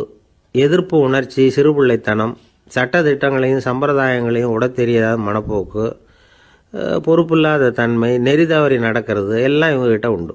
ஆனால் வெளிப்பார்வைக்கு ரொம்ப சிநேகமாக இருப்பாங்க, அன்பாக இருப்பாங்க, அப்படி இருக்கிறதாக காட்டிக்குவாங்க. ஆதாயம், சுயலாபம் இதெல்லாம் கருதி தான் பழகுவாங்க. இவங்க கேட்குறப்ப நாம் பணம் கொடுக்கலன்னு வச்சுக்கோங்க, நம்மளை கை விட்டுருவாங்க. நம்ம மேலே அபாண்டமாக பழி சுமத்துறது கூட தயங்க மாட்டாங்க. தங்களுடைய சூதாட்ட நடவடிக்கைகளுக்கு சாதகமான காரணங்களை சொல்லிகிட்டு இருப்பாங்க. நீ வேணும்னா பாரு, ஒரே நாளில் நான் இழந்ததையெல்லாம் மீட்டு லட்சாதிபதி ஆறேன்னா இல்லையா பாரு அப்படிம்பாங்க. தோற்று போகிறத ஒரு படிப்பினையாக இவங்க எடுத்துக்கிறதே இல்லை. தோற்று போகிறதுலேயே இவங்களுக்கு ஒரு அலாதியான சுகம். தனக்குத்தானே துன்பத்தை வரவழைச்சிக்கிட்டு இன்பம் அடையிறதுக்கு தன்வதை சுகம் அப்படின்னு பேர். இவங்கெல்லாம் அந்த ரகம். சில பேர் எப்படி தெரியுமா, மந்திர எண்ணங்களை வரவழைச்சிக்கிறது, சூதாடுறதுக்காக ஆஃபீஸில் கையாடல் பண்ணுறது, அடுத்தவங்க கிட்ட இருந்து திருடுறது. இந்த மந்திர எண்ணம் தீவிரமாச்சுன்னா ஒரு மாதிரியாக பேச ஆரம்பிச்சிருவாங்க. தோல்வி தான் சார் வெற்றிக்கு முதல் படியும்பாங்க. தன்னால் பகடக்காய்களையும் குதிரை ஓட்டிகளையும், அதாவது இந்த ஜாக்கிகள், அதெல்லாம் கட்டுப்படுத்த முடியுங்கிற பித்து நிலைக்கு இவங்கெல்லாம் தள்ளப்பட்டுருவாங்க. சில சூதாடிகள் ஆராய்ச்சி பார்த்ததில் என்ன தெரிய வந்தது தெரியுமா, அவங்கெல்லாம் குழந்தை பருவத்தில் அன்புக்காக ஏங்கினவங்களாம், புறக்கணிக்கப்பட்டவங்களாம், உதவிகளை பெற முடியாதவங்க, இப்படிலாம் இருந்திருக்கிறாங்க. இவங்க வளர வளர மற்றவங்க சௌகரியம் பற்றி அக்கறை இல்லாதவங்களா ஆயிடுறாங்க. அதிர்ஷ்ட தேவதை தன்னோட இருக்கிறாங்க அப்படிங்கிற அசையாத நம்பிக்கை இவங்களுக்கு. இவங்களை திருத்துறது ரொம்ப கஷ்டம். அதனால் பந்தயம், சூதாட்டம் இது மாதிரியான விஷயங்களை விட்டு விலகியே இருக்கிறது தான் நமக்கு நல்லது. ஒரு ஆள் சொன்னான், என்னுடைய குதிரை வேகமாக ஓடுறதுக்கு என்ன வழி அப்படின்னு கால்நடை மருத்துவர்கிட்ட யோசனை கேட்டேன். அவர் ஒரு பாட்டில் நிறைய மாத்திரைகளை கொடுத்து தினம் 2 மாத்திரை வீதமாக கொடுக்க சொன்னார். முதல் நாள் 2 மாத்திரையை கொடுத்துட்டு அது மேலே ஏறி உட்கார்றதுக்கு போனேன். அவ்வளவுதான். அதுக்குள்ளே அது அம்பு மாதிரி பாஞ்சு ஓடி போச்சு. நான் இன்னும் உட்காரவே இல்லை, அதுக்குள்ளே பாஞ்சு ஓடி போச்சு அப்படின்னா. அடடா, அப்புறம் நீங்கள் என்ன பண்ணீங்க அப்படின்னு கேட்டாங்க. என்ன பண்ணுறது, மீதி மாத்திரை பூராவே நான் முழுங்கி விட்டு அதுக்கப்புறம் துரத்தி பிடிச்சி அது மேலே ஏறி உட்காந்தேன் அப்படின்னா அவன். ஒருத்தன் கூட நாம் சண்டை போடுறோம், அதில் நாமளே ஜெயிச்சு விடுறதா வச்சுக்குவோம். நம்ம மனசுக்கு சந்தோஷமாக தான் இருக்கும், இருந்தாலும் உள் மனசில் ஒரு பயமும் உண்டாகலாம். தோத்து போனவன் சும்மா இருப்பானா, அவன் மறுபடியும் எப்போ சந்தர்ப்பம் வரும்னு எதிர்பார்த்துக்கிட்டு தானே இருப்பான். அதனால வெற்றியின் ஒரு பக்கம் சந்தோஷமா இருந்தாலும் இன்னொரு பக்கம் பயமா தான் இருக்கும். ஒரு மன்னன் இருந்தான், நிறைய பேரோட அவன் சண்டை போட்டான், ஜெயிச்சான், பல நாடுகளை வென்றான். அதனாலேயே அவன் மனசுக்குள்ள ஒரு பயம் உண்டாயிட்டுது. பகை மன்னர்கள் எல்லாம் படையெடுத்துக்கிட்டு வந்துட்டா என்ன பண்றது அப்படிங்கிற பயம். எல்லாரும் இப்ப இருக்கிற இந்த மாளிகையை கைப்பற்றிக்கிட்டா என்ன பண்றது அப்படின்னு யோசனை பண்ணா நடுங்க ஆரம்பிச்சிட்டான். ஏன் ஒரு மாதிரியா இருக்கிறீங்க அப்படின்னு கேட்டார் அமைச்சர். இவன் விவரத்தை சொன்னான். 2 பேருமா சேர்ந்து ஒரு திட்டம் போட்டாங்க. அதன் பிரகாரம் ஒரு பெரிய மாளிகை ஒண்ண புதுசா கட்டினாங்க. அதுக்கு ஜன்னல்லாம் எதுவும் கிடையாது. உள்ள போறதுக்கு வெளியில வர்றதுக்கு ஒரே ஒரு கதவு மட்டும்தான் உண்டு. அதை தவிர அந்த மாளிகைக்கு வேற எந்த வழியும் கிடையாது. ஒரு சின்ன துவாரம் தெரிஞ்சா கூட அதையும் சுத்தமா அடைச்சுட்டாங்க. ஒரே ஒரு கதவு வச்சானே, அந்த வழியை பாதுகாக்கிறதுக்கும் ஏராளமான வீரர்களை காவலுக்கு நிறுத்தி வச்சிருக்கிறாங்க. இவ்வளவும் பண்ணி முடிச்சதுக்கு அப்புறம் தான் அந்த மன்னனுக்கு மனசு திருப்தியா இருந்துதான். ஒரு நாள் அந்த ராஜாவும் அமைச்சரும் அந்த ஒரு கதவு வழியா வெளியில வந்திருக்கிறாங்க மெதுவா. என்ன அமைச்சரே, எப்படி நம்ம ஏற்பாடு அப்படின்னு அட்டகாசமா சிரிச்சுக்கிட்டே கேட்டானா ராஜா. அபாரம்னார் அமைச்சர். அவர் வேற என்ன சொல்லுவார். இவங்க 2 பேரும் இப்படி பேசிக்கிட்டதை அங்க வீதி ஓரமா உட்கார்ந்து இருந்த ஒரு பெரியவர் கேட்டுவிட்டு அவரு சிரிச்சாராம். அவரு சிரிக்கிறத பார்த்தும் மன்னனுக்கு கோபம் வந்துட்டுது. அதை பார்த்ததும் ஏன்பா சிரிக்கிறேன்னு கேட்டிருக்கார். அதுக்கு அந்த பெரியவர் சொன்னாராம், ரொம்பவும் புத்திசாலித்தனமா தான் இந்த மாளிகையை கட்டி இருக்கிறீங்க, ரொம்ப பாதுகாப்பா தான் இருக்குது, இருந்தாலும் ஒரு குறை தெரியுதுன்னார். என்னன்னு கேட்டார் அவரு. வேற வழியே வைக்காம மாளிகை கட்டின நீங்க என்னத்துக்காக ஒரே ஒரு வழி மட்டும் வச்சிருக்கிறீங்க, அந்த வழியா எதிரிகள் நுழைஞ்சுட்டா என்ன பண்ணுவீங்க அப்படின்னார். என்ன பண்றதுன்னார் அவரு. அதையும் ஒரு கருங்கல் சுவர் எழுப்பி சுத்தமா அடைச்சு விடுங்க, அதுதான் நல்லது. அதுக்கப்புறம் எதிரிகள் பயம் கொஞ்சம் கூட இல்லாம நீங்க உள்ள உட்காந்துக்கலாம், அதுதான் ரொம்ப பத்திரம் அப்படின்னார். மன்னன் யோசனை பண்ணி பார்த்தான். பளிச்சுன்னு ஒரு யோசனை தோணுச்சு. அது சரி, நீங்க சொல்றது மாதிரி அந்த ஒரு வழியையும் அடைச்சுட்டா இந்த மாளிகைங்கிறது ஒரு கல்லறை மாதிரி ஆயிடுமே அப்படின்னாராம். இப்ப மட்டும் இது எப்படி இருக்குதுன்னு நினைக்கிறீங்க, கல்லறை மாதிரி தானே இருக்குது அப்படின்னார் பெரியவர். எதிரி உங்களை சாகடிக்கலைன்னாலும் நீங்களா ஒரு நாள் சாகத்தானே போறீங்க அப்படின்னார். அதுக்கப்புறம் கொஞ்சம் விளக்கமும் கொடுத்தார். உங்க மாளிகையில எவ்வளவு ஜன்னல்களும் கதவுகளும் இருக்குதோ அந்த அளவுக்கு வெளி உலகத்தோட உங்களுக்கு தொடர்பு இருக்கு, அந்த அளவுக்கு உங்க வாழ்க்கையில ஒரு இயக்கம் இருக்குது. கதவுகளை மூட மூட வாழ்க்கையும் அடப்பட்டு போடும். நான் கூட ஒரு காலத்துல மாளிகையில தான் இருந்தேன். அதோட சுவர்கள் இருந்ததுல அதை எவ்வளவுதான் தள்ளி தள்ளி போட்டாலும் என்னுடைய வாழ்க்கைக்கு அதெல்லாம் ஒரு எல்லை கோடுகள் மாதிரி தெரிஞ்சுது. அதை உணர்ந்தேன். வாழ்வுக்கு எல்லையே இருக்கக்கூடாதுன்னு நினைச்சேன். அதனாலதான் இப்படி வந்து இங்க உட்காந்துட்டேன். இப்ப என்னுடைய வாழ்வுக்கு வானம்தான் கூரை, இந்த நிலம்தான் என்னுடைய மாளிகை. இப்பதான் வாழ்க்கையை வந்து முழுமையா என்னால உணர முடியுது, அனுபவிக்க முடியுது அப்படின்னாரு அந்த பெரியவர். அந்த அரசர் ஒரு பெரிய தத்துவத்தை புரிஞ்சுக்கிட்டாராம். தன்னோட மாளிகைக்கு நிறைய ஜன்னல்களையும் கதவுகளையும் வைக்க சொல்லி உத்தரவு போட்டாராம். இப்படி ஒரு கதை உண்டு. ஒரு சுடுகாட்டுல ஒரு கல்லறைக்கு மேல கால் போட்டுக்கிட்டு உட்காந்துக்கிட்டு இருந்தான் ஒருத்தன். அந்த வழியா போன ஒருத்தர் அவனை பார்த்து கேட்டாராம், ஏப்பா இப்படி பேய் பிசாசு நடமாடுற இந்த மயானத்துக்கு வந்து கல்லறைக்கு மேல உட்கார்ந்து இருக்கிறியே அப்படின்னு கேட்டாராம். எவ்வளவு காலம் தாங்க உள்ளேயே இருக்கிறது, ஒரே புழுக்கமா இருந்தது, அதுதான் காத்து வாங்கலாம்னு வெளியில வந்து உட்கார்ந்துருக்கிறேன் அப்படின்னு நானா. ஒரு அழகான கடற்கரை, சுற்றுலா பயணிகள் நிறைய பேர் அங்கே வந்து போகிறது வழக்கம். சனி ஞாயிறு கூட்டம் அதிகமாக இருக்கும். அதோட விளைவு என்னங்கிறது அடுத்த நாள் தான் தெரியும். ஆமாம், அந்த கடற்கரையை சுத்தப்படுத்துகிற தொழிலாளிகள் திங்கட்கிழமை ரொம்ப சிரமப்படுவாங்க. சனி ஞாயிறு வந்த கூட்டம் கடற்கரை பூராவும் காலி ஐஸ்கிரீம் கப்புகளை வந்து வீசி எறிஞ்சிட்டு போயிடுவோம். ஆயிரக்கணக்கான கப்புகள் அங்கே பரவலாக கிடக்கும். அதையெல்லாம் பொறுக்கி எடுத்து சுத்தம் பண்ணி ஆகணும். இதனால் திங்கட்கிழமை வேலைக்கு வர்றதுக்கு எல்லாரும் பயப்படுவாங்க. அப்படி ஒரு நிலைமை. பல பேர் அன்னைக்கு வந்து லீவ் எடுத்துகிட்டு போயிடுறது வழக்கம். நமக்கு எதுக்கு இன்னைக்கு தொந்தரவுன்னு. இது ஒரு பெரிய பிரச்சனையாக இருந்தது. இதுக்கு என்ன பண்ணலாம் அப்படின்னு யோசனை பண்ணாங்க. ஒரு ஆலோசனை கூட்டத்துக்கு ஏற்பாடு பண்ணாங்களாம். அந்த நகர நிர்வாக அலுவலர்கள், பணியாளர்கள் எல்லாரும் அதில் கலந்துக்கிட்டாங்க. கூட்டம் ஆரம்பமாச்சு. ஆரம்பத்தில் சொன்னாங்க, இந்த பிரச்சனைக்கு ஒரு தீர்வு வேணும், என்ன பண்ணலாம், அதை முடிவு செய்கிறதுக்கு தான் இந்த கூட்டம். இதில் நீங்கள் செய்ய வேண்டியது என்னென்னா, உங்களுக்கு தோன்றுகிற யோசனை எதுவாக இருந்தாலும் சொல்லுங்கள். கொஞ்சம் கூட தயக்கம் வேண்டாம். நாம் சொல்கிற யோசனை ஈடுபடுமா படாதா அப்படின்லாம் யோசிக்க வேணாம். எல்லாருடைய யோசனைகளையும் அப்படியே பதிவு செய்துக்கிறோம். கடைசியாக அதிலேருந்து ஒரு சிறந்த யோசனையை தேர்வு பண்ணி அதை பயன்படுத்தலாம். இந்த சந்தர்ப்பத்தில் இன்னொரு முக்கியமான வேண்டுகோள், எவ்வளவு சாதாரணமான யோசனையாக இருந்தாலும் சரி, அது சொல்லும் பொழுது அடுத்தவங்க வந்து ஏளனம் செய்யக்கூடாது. இது ஒரு பெரிய யோசனையா அப்படின்னு சொல்லி எதையும் அலட்சியப்படுத்தக்கூடாது. இதுதான் அந்த கூட்டத்தின் ஆரம்பத்தில் செய்யப்பட்ட அறிவிப்பு. உடனே அந்த கூட்டத்தில் இருந்தவங்க ஆளுக்கு ஒரு யோசனை சொல்ல ஆரம்பித்தாங்க. ஒருத்தர் எழுந்திருச்சார், இங்கே வர்ற சுற்றுலா பயணிகள்கிட்ட ஆளுக்கு $10 ஒரு டெபாசிட் மாதிரி வைப்பு பணமாக வாங்கிக்கணும். காலி ஐஸ்கிரீம் கப்பை திருப்பி கொடுத்தா அந்த பணத்தை திருப்பி கொடுத்துடலாம். இப்படி ஒரு ஏற்பாடு பண்ணிக்கிட்டா கப்புகளை தேடி பொறுக்கிட்டு இருக்க வேண்டியதில்லை, எல்லாம் ஒரே இடத்துக்கு வந்து சேர்ந்துடும். அப்படியே நாம் வந்து தூக்கிட்டு போய் ஒரு இடத்துல கொட்டி விடலாம் அப்படின்னார்.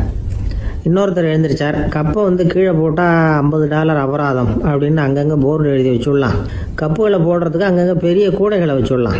நாம் சாவகாசமாக அந்த கூடைகளை சேகரம் பண்ணிக்கலாம் அப்படின்னாராம். இன்னொருத்தர் எழுந்திரிச்சு கொஞ்சம் கோபமாக பேசினார்.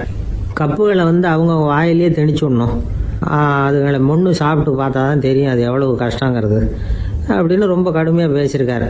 இது வேடிக்கையாக தெரிஞ்சாலும் இந்த யோசனையும் பதிவு செஞ்சுக்கிட்டாங்களாம். இப்படி பல யோசனைகள். கடைசியாக எல்லாத்தையும் படித்து பார்த்துட்டு பரிசீலனை பண்ணாங்க. அப்புறம் தான் யோசனை வந்தது. இவர் வேடிக்கையாக சொன்னது, கப்புகளை அவங்கவுங்க வாயிலே திணிச்சு சாப்பிட சொல்லணும், அதுதான் தண்டனைன்னார்ல.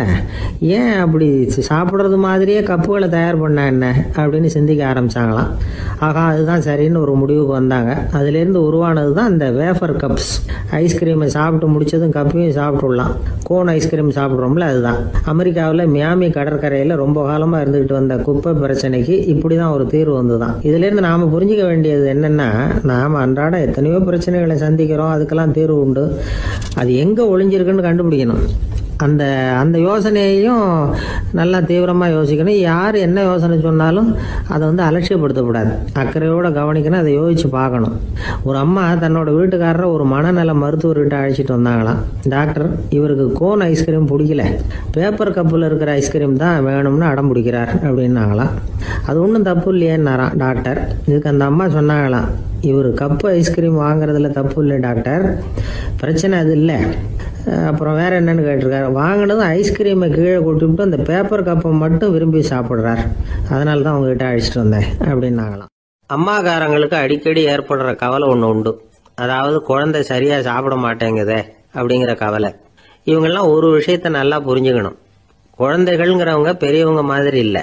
அவங்க கடிகாரத்தில் மணியை பார்த்துட்டு சாப்பிட்றதுக்கு உட்கார்ற ரகம் கிடையாது. பசிச்சா சாப்பிடுவாங்க, இல்லைன்னா விளையாடுவாங்க அல்லது தூங்குவாங்க. அது புரியாம அவங்கள கட்டாயப்படுத்தி அல்லது மிரட்டி சாப்பிட வைக்கிறது ரொம்ப தப்பு. ஒரு 8 மாச குழந்தைக்கு 3 மணி நேரத்துக்கு ஒரு தடவை பசிக்கும். அந்த நேரம் பார்த்து சாப்பாடு கொடுத்தா அடம் பண்ணாமல் அது பாட்டுக்கு சாப்பிட்றோம். அதே குழந்தைக்கு 1 வயசு ஆகிறப்போ 4 மணி நேரத்துக்கு ஒரு தடவை பசிக்கும். இந்த வயசுல இயற்கையாகவே பசி குறைஞ்சிருக்கும். அது புரியாம என் குழந்தை முன்னாடி மாதிரி இப்போ சரியா சாப்பிட மாட்டேங்கிறான் அப்படின்னு சில பேர் டாக்டர்கிட்ட போய் சொல்லிக்கிட்டு இருப்பாங்க. இன்னொரு விஷயம், ஒரு குழந்தைக்கு வயசு அதிகமாகிற வேகத்துக்கு உடம்பு எடையும் அதிகமாகிக்கிட்டே போவாது. உடம்பு எடை அதிகமாகிற வேகம் குறைஞ்சிக்கிட்டே வரும். 6 மாச குழந்தைக்கு ஒரு வாரத்துல 150 கிராம் எடை கூடும். ஒரு வயசுல வாரத்துக்கு 71 கிராம் எடை கூடும். இது புரியாம அதிகமா சாப்பாட்டை கொடுத்து குழந்தைய கஷ்டப்படுத்தக்கூடாது. ஏன்னா அளவுக்கு மீறின உணவு அஜீரணத்தை உண்டு பண்ணிவிடும். குழந்தைக்கு ஒரு தட்டில் கொஞ்சமா ஆகாரத்தை வச்சு கொண்டுட்டு போய் கொடுக்கணும். மலை மாதிரி குவிச்சு வச்சா அதை பார்த்ததுமே பசி அடங்கி போயிடும். அடிச்சு மிரட்டி பயமுறுத்தி குழந்தைய சாப்பிட வைக்கிற பழக்கம் இருக்கு பாருங்க, அதுக்கு ஃபுட் ஃபோர்சிங் அப்படின்னு பேரு. இப்படி பண்ணினா குழந்தைக்கு சாப்பாட்டில் விருப்பம் குறைஞ்சிரும், அதை கண்டாவே வெறுக்க ஆரம்பிச்சிடும். அது மாதிரி உளம் சார்ந்த பசி குறைவு, சைக்கோஜெனிக் அனோரெக்சியா, அது ஏற்படுமா. சாப்பாடுங்கிறதே ஒரு தண்டனை மாதிரி தோணும். குழந்தைகளுக்கு பிடிச்ச மாதிரியான ஆகாரத்தை கொடுக்கணும். சத்து அதிகம் இருக்குங்கிறதுக்காக அதுக்கு பிடிக்காத ஆகாரத்தை கொடுத்து கட்டாயப்படுத்தக்கூடாது. குழந்தைகளுக்கு 2 வயசு ஆகிறப்போ இயற்கையாகவே எதிர்மறை குணம் உண்டாகும். அதாவது அந்த எதிர்மறையா பேசுறது, இது மாதிரி சமயங்கள்ல நாம என்ன சொல்றோமோ அதுக்கு நேர்மாறா நடந்துக்கும். ஏட்டிக்கு போட்டி, சாப்பிட சொன்னா விளையாட போகும், விளையாட சொன்னா சாப்பாடு கேட்கும். இதை புரிஞ்சுக்கிட்டு நடந்துக்கணும். குழந்தை சொன்ன பேச்சை கேட்கலேன்னு கோவப்படக்கூடாது. குழந்தை வளர வளர பிடிவாத குணம் வர்றது சகஜம். கேட்டதை வாங்கி கொடுத்தாதான் சாப்பிடுவேன் அப்படின்னு பிடிவாதம் பண்ணும். வாங்கி கொடுத்து விடுறது தான் உத்தமம். நீங்களும் அதுகிட்ட பிடிவாதம் பண்ணிட்டு இருக்கக்கூடாது. ஏன்னா கேட்டது கிடைக்கலையேங்கிற ஏமாற்றம் கூட குழந்தையோட பசியை குறைச்சிரும். கேட்டது கிடைச்சுட்டா பசி அதிகமாகும், கொடுத்ததை மளமளன்னு சாப்பிட்றோம். குழந்தைகளுக்கு கண்ட நேரத்தில் சாப்பிட்றதுக்கு எதையாவது வாங்கி கொடுத்துக்கிட்டு இருந்தா சாப்பாட்டு நேரத்தில் சாப்பிடாம அடம் பண்ண ஆரம்பிச்சிடும். பள்ளிக்கூடம் போகிற பிள்ளைங்க காலை உணவை சரியாக சாப்பிட மாட்டாங்க. அச்சம், அவசரம், பரபரப்பு இதெல்லாம் தான் காரணம். பள்ளிக்கு புறப்படுறதுக்கு ஒரு 3/4 மணி நேரத்துக்கு முன்னாடியே சாப்பாடு போட்டுருங்க, அது சரியா போடும். படிக்கிற குழந்தைகள் உடல் சோர்வு, மனச்சோர்வு இது காரணமாக கூட சாப்பிட மறுக்கிறது உண்டு. இப்போ உதாரணமா சாயந்தரம் விளையாடி விட்டு வீட்டுக்கு வந்ததும் சாப்பிட சொன்னா வேணாம்பாங்க. இது உடல் சோர்வு. ரொம்ப நேரம் வீட்டு பாடங்களை செஞ்சு முடிச்ச கையோட சாப்பிட சொன்னாலும் அவங்களால சரியா சாப்பிட முடியாது. இது உளச்சோர்வு, அதாவது மனச்சோர்வு. இதை தவிர குழந்தைகளுக்கு உடல் நலக்குறைவு ஏற்பட்டா கூட சாப்பிட மறுக்கிறது உண்டு. சில மருந்து மாத்திரைகள் கூட பசியை குறைச்சிரும். அதனால சரியா தெரிஞ்சுக்கிட்டு குழந்தைகளை சாப்பிட வைக்கணும். அது புரியாம கையில சாப்பாட்டு தட்டை வச்சுக்கிட்டு குழந்தைகளை விரட்டிக்கிட்டு அலையக்கூடாது. ஒரு சின்ன பையன் சொன்னான், எங்க அம்மா சாப்பாடு போடுறது தெரிஞ்சா நான் உடனே வீட்டை விட்டு வெளியில ஓடி போடுவேன் அப்படின்னா. ஏன் அப்படி பண்றேன்னு கேட்டோம். எங்க அப்பா கூட அது மாதிரி தான் சார் பண்ணுவார் அப்படிங்கிறான். எது ரொம்பவும் கஷ்டமான காரியம் அப்படின்னு கேட்டார் ஒருத்தர். ஒருத்தருக்கு ஒருத்தர் சண்டை போடாமல் இருக்கிறது தான் ரொம்ப கஷ்டமான காரியம் அப்படின்னு தோணுது. ஒரு நாட்டுக்கும் இன்னொரு நாட்டுக்கும் சண்டை, நாட்டுக்குள்ளேயே ஒரு குரூப்புக்கும் இன்னொரு குரூப்புக்கும் சண்டை. ஏன் சண்டை போட்டுக்கிறீங்கன்னு கேட்டு பாருங்க. நாங்கள் சமாதானத்துக்காக தான் சண்டை போட்டுக்கிறோம் அப்படிம்பாங்க. வாழறதுக்காக பிறந்த மனுஷன் லட்சியத்துக்காக உயிரை விட தயார் அப்படின்னு சொல்லிட்டு இருப்பான். அப்படி உயிரை விடுறவங்கள நாமளும் பாராட்டுவோம். ஆனால் ஒன்றுமில்லாத விஷயங்களுக்கெல்லாம் சண்டை போடுறவங்களெல்லாம், அப்படிப்பட்டவங்களையும் சரி உயிரை விடுறவங்களையும் சரி என்னென்னு சொல்கிறது. யுத்தங்களாலேயும் சண்டைகளாலேயும் நாம் அடையிறது என்னங்கிறது ஒரு பக்கம் இருக்கட்டும், இழக்கிறது என்ன தெரியுமா? ஏராளமான உயிர்கள். ரத்தம் சிந்தறதுக்கு நான் தயார் அப்படின்னு மார்தட்டி சொல்லலாம். ஆனால் ரத்தம் சிந்தினா உயிர் காத்துக்கிட்டு இருக்க தயார் இல்லை. அதாவது உயிர் நமக்காக காத்துக்கிட்டு இருக்க தயார் இல்லை. இழக்கிற ரத்தத்தை ஈடுகட்டினா தான் உயிரை காப்பாற்ற முடியும். அதனால் இது சம்பந்தமாக ஆராய்ச்சி செய்கிற கட்டாயம் ஏற்பட்டு போச்சு. அதோட விளைவாக புதுசாக ஒன்றை கண்டுபிடிச்சிருக்கிறாங்க. அதுதான் செயற்கை ரத்த பொடி.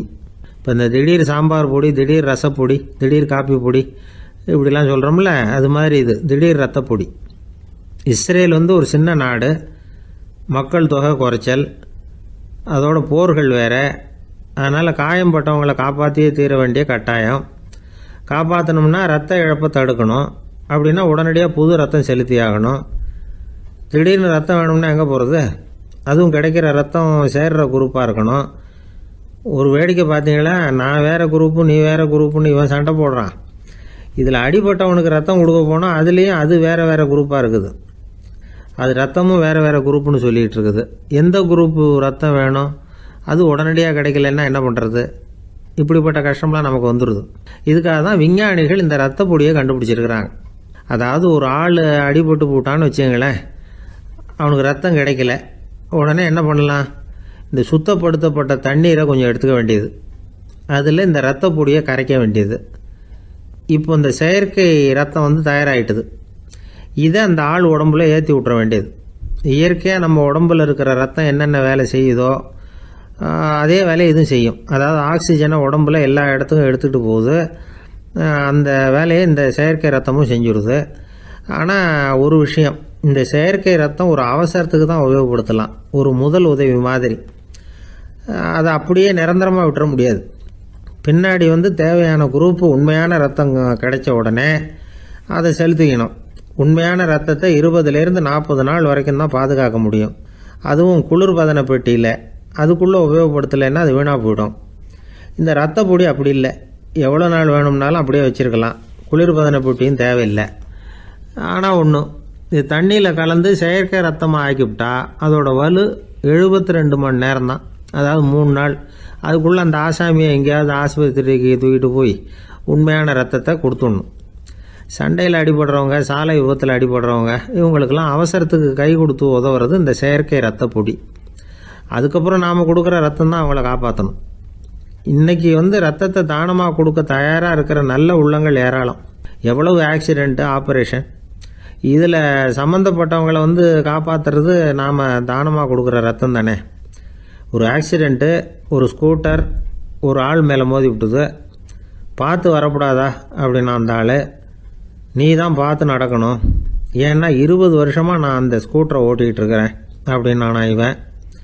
இதுக்கு அவன் சொன்னானா, நீ தான் பார்த்து ஓட்டணும், ஏன்னா 40 வருஷமாக நான் இப்படி நடந்துக்கிட்டு இருக்கிறேன் அப்படின்னானா. ஒரு குழந்தை பிறந்து தான் ஒரு வீட்டில், அந்த குழந்தைக்கு என்ன பேர் வைக்கிறதுங்கிறது ஒரு தகராறு. இந்த குழந்தைக்கு என்ன பேர் வைக்கிறதுங்கிறதுல தகராறு வந்துடுது. யார்? கணவனுக்கும் மனைவிக்கும். அவன் என்ன சொல்கிறான், எங்கள் அப்பா பேரை தான் வைக்கணுங்கிறான் அவன். இந்த அம்மா என்ன சொல்லுது, இல்லை எங்கள் அப்பா பேரை தான் வைக்கணும் அப்படிங்குது. காலையிலேருந்து சண்டை, தகராறு. எதிர்த்த வீட்டுக்காரன் பார்த்தான், இது என்ன காலையிலேருந்து எதிர்த்த வீட்டில் தகராறு நடக்குது, என்னென்னு போய் கேட்டிருக்கான். என்னம்மா உங்களுக்கு உள்ள தகராறு, காலையிலேருந்து பார்த்தேன் அப்படின்னா. ஒன்றும் இல்லைம்மா, எங்கள் குழந்தைக்கு பேர் வைக்கிறதுல எங்களுக்கு உள்ளே ஒத்து போக முடியல, நான் வந்து எங்கள் அப்பா பேரை வைக்கணுங்கிறேன், அந்த அம்மா அவங்க அப்பா பேரை வைக்கணுங்குது, அதுதான் எங்களால் குடும்பத்தில் ஒரு நிம்மதி இல்லாமல் இருக்கிறோம், தகராறு பண்ணிகிட்ருக்கோம் அப்படின்னு நானா. அப்போ எதிர்த்த வீட்டுக்காரன் சொல்லியிருக்கான், எதிர்த்த வீட்டுக்காரன்னு நான் எதுக்கு இருக்கிறேன், நான் பஞ்சாயத்து பண்ணி வைக்கிறேன், உங்களுக்குள்ளே என்ன இது பேர் தானே வைக்கணும், ஏன்ப்பா உங்கள் அப்பா பேர் என்ன அப்படின்னு அவனை கேட்டிருக்கான். எங்கள் அப்பா பேர் சீனிவாசன் அப்படின்ட்டுருக்கான். இந்த அம்மாவை உங்கள் அப்பா பேர் என்னம்மா, கிருஷ்ணன் அப்படின்னு சொல்லி. இவன் யோசிச்சு பார்த்தான், குழந்தைக்கு சீனிவாச கோபாலகிருஷ்ணன்னு பேர் வைங்க போங்க அப்படின்ட்டு போயிட்டான். ஏற்ற விட்டு தீர்த்து வச்சுட்டு போயிட்டான். போனதுக்கப்புறம் இவங்க 2 பேரும் பேசிக்கிட்டாங்க. சரி, இந்த சீனிவாசன் சரி, கிருஷ்ணன் சரி, நடுவில் கோபாலம் யார் அப்படின்னு சொல்லி அவனை போய் இழுத்துட்டு வந்தான். எழுத்து வீட்டில் போய், அது யாரா, அது இங்கே வா, அது யாரா கோபால, அது எங்கள் அப்பா பேர், நீ அதை மட்டும் எதுக்கு விட்டு வைக்கிற, அதையும் சேர்த்து வச்சுட்டு போடான்னு. அதாவது குடும்பத்தில் வந்து ஒரு கணவனும் மனைவியும் ஒரு சின்ன விஷயத்தில் கூட ஒத்து போகலைன்னா இப்படி தான் ஏற்று வீட்டுக்காரன் பஞ்சாயத்துக்கு வருவான், கோபாலன்னு வந்து குறுக்க வருவான் ஒருத்தன். அப்படி அந்த அனுசரிப்புங்கிறது குடும்பத்தில் ரொம்ப அவசியம். கணவனும் மனைவி அது ஒன்றுக்கு மேலே இந்த கல்யாணம் பண்ணிக்கிறாங்க, அது ரொம்ப அவஸ்தை. ஒருவனுக்கு ஒருத்திங்கிறது நம்ம இதெல்லாம் சொல்கிறது.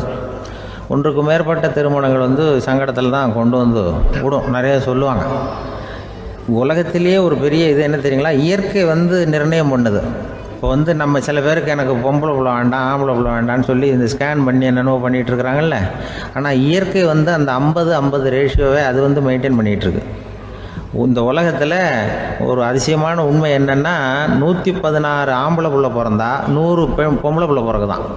உலக அளவில் 116 ஆம்பளை புள்ள பிறந்தா 100 பொம்பளை புள்ள பிறகுது. இது எதுக்கு 16 அதிகமாக பிறகுதுன்னா, அந்த வாலிப வயசு அடையிறதுக்குள்ளே 16 செத்து போகுது. 16 அங்கங்கே ஓடுறது கொஞ்சம் முரட்டத்தனமாக போகிறதுனால செத்து போகுது. அந்த 50-50 இந்த ஒருத்தருக்கு ஒருத்தங்கிற ரேஷியோவை இயற்கை வந்து மெயின்டைன் பண்ணிட்டு இருக்கு. அது ஒரு பெரிய அதிசயம். அதை விட பெரிய அதிசயம் என்னென்னா, இந்த உலக யுத்தம் நடந்ததில்ல, முதல் உலக யுத்தம், 2வது யுத்தம், அப்போ பார்த்துருக்குறாங்க, கணக்கு எடுத்துருக்குறாங்க. அந்த யுத்தம் முடிஞ்ச பிறகு 116 ஆம்பளை பிள்ளைக்கு பதிலாக 160 170 பிறக்க ஆரம்பிச்சுதான். 100 பெண் குழந்தைக்கு 170 180 ஆண் குழந்தை. இது எதுக்குன்னா, அந்த போரில் செத்து போகுதில்ல ஆம்பளை பிள்ளைகள், அதை ஈடுகட்டுறதுக்காக அதிகமாக பிறக்க ஆரம்பிச்சிருக்கு. அந்த அளவுக்கு வந்து இயற்கை வந்து ஒரு பெரிய ரேஷியோவை மெயின்டைன் பண்ணுது. அதாவது ஒருவனுக்கு ஒருத்திங்கிறத அது சொல்லிகிட்டு இருக்கு. புறாவெல்லாம் வளர்த்திங்கன்னா, நான் கூட புறா வளர்த்துருக்குறேன் ஊரில். புறா வளர்த்திங்கன்னா ஒரு தடவைக்கு 2 முட்டை தான் விடும் ஒரு வீட்டுக்கு. அந்த 2 முட்டையும் குஞ்சு பறிச்சுன்னா அதில் ஒன்று வந்து ஆணாக இருக்கும், ஒன்று பொண்ணாக இருக்கும். அது எந்த முட்டை ஆண் எந்த முட்டை பெண்ணுங்கிறத இயற்கை நிர்ணயம் பண்ணுது. அதை வந்து நம்ம மாற்றவே முடியாது. ரெண்டையும் அந்த பெண்ணாவோ 2 ஆணாவோ மாற்ற முடியாது நம்ம. அதனால் அந்த இயற்கையை புரிஞ்சுக்கிட்டு நாம் நடந்துக்கணும். அதனால தான் ஒரு கணவன் ஒரு மனைவி, அதான் ஒருத்தருக்கு ஒருத்தங்கிறது. ஒன்றுக்கு மேலேனா சங்கடம் தான். ஒரு பஸ்ஸில் வந்து ரெண்டு பெண்கள் வந்துக்கிட்டு இருந்தாங்களாம். பஸ்ஸு பிரயாணம். 2 பெண்கள் வந்து பக்கத்தில் உட்காந்துருக்காங்க. அந்த கண்டக்டரை கூப்பிட்ருக்காங்க, இங்கே வாயா அப்படின்னு அந்த ஒரு அம்மா கூப்பிட்ருக்கு. என்னம்மா அப்படின்ட்டுருக்கார். வந்து இந்த ஜன்னலை திறந்து விட்டு போ அப்படின்னு. சரின்னு அதுக்கு பக்கத்தில் இருந்த ஜன்னலை திறந்து விட்டு அவர் போயிட்டார். பக்கத்தில் இருந்தம்மா உடனே இங்கே வாயா, மறுபடியும் வாயான்னு கூப்பிட்ருக்கு. வந்து என்ன, இந்த ஜன்னலை மூடி விட்டு போ அப்படின்ட்டுருக்கு. மூடி விட்டு போனார். மறுபடியும் அந்த முன்னாடி கூப்பிட்டது, வாமா வாயான்னு மறுபடியும் கண்டக்டரை கூப்பிட்டு, என்ன இந்த பார், இந்த ஜன்னலை வந்து நீ மூடி வச்சின்னா நான் மூச்சு திணறி செத்து போடுவேன். அப்புறம் உடனே பக்கத்தில் இருந்தம்மா, தபாரியா அந்த அம்மா பேச்சை கேட்டுட்டு நீ திறந்து வச்சின்னா நான் குளிர் தாங்காமல் செத்து போடுவேன் அப்படின்னு. அவர் தலையை பிச்சுக்கிறார் கண்டக்டர். என்னடா பெரிய ரொம்ப போச்சேன்னு, கொஞ்சம் தூரம் பிரயாணம், இதில் கூட அட்ஜஸ்ட் பண்ணி போகக்கூடாதா அப்படின்னு.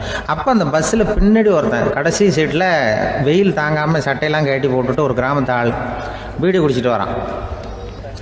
அவர் கூப்பிட்ருக்கான் அந்த ஆள், அந்த கண்டக்டர், இங்கே வாயா அங்கே என்ன தகராறு அப்படின்னு. அந்த எதிர்த்து வீட்டுக்காரன் வந்தானே முன்னாடி பஞ்சாயத்துக்கு, அது மாதிரி கண்டக்டர் இங்கே வாயா, அவன் ஏன் நீ என்ன சொல்ல போகிற அப்படின்ட்டு வந்திருக்கான்.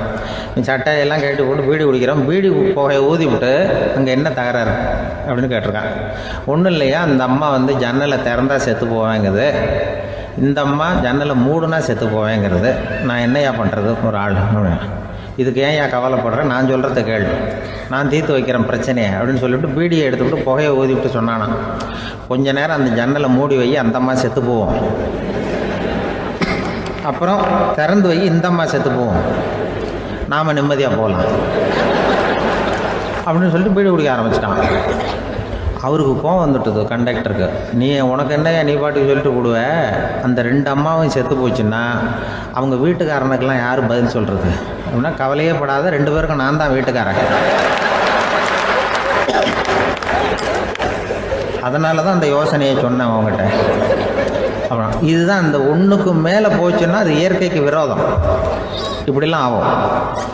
அதனால தான் அவன் அவ்வளவு ஒன்றுமே வேண்டான்ட்டு கடைசி பெஞ்சு இதில் போய் சீட்டில் உட்காந்துக்கிட்டான்.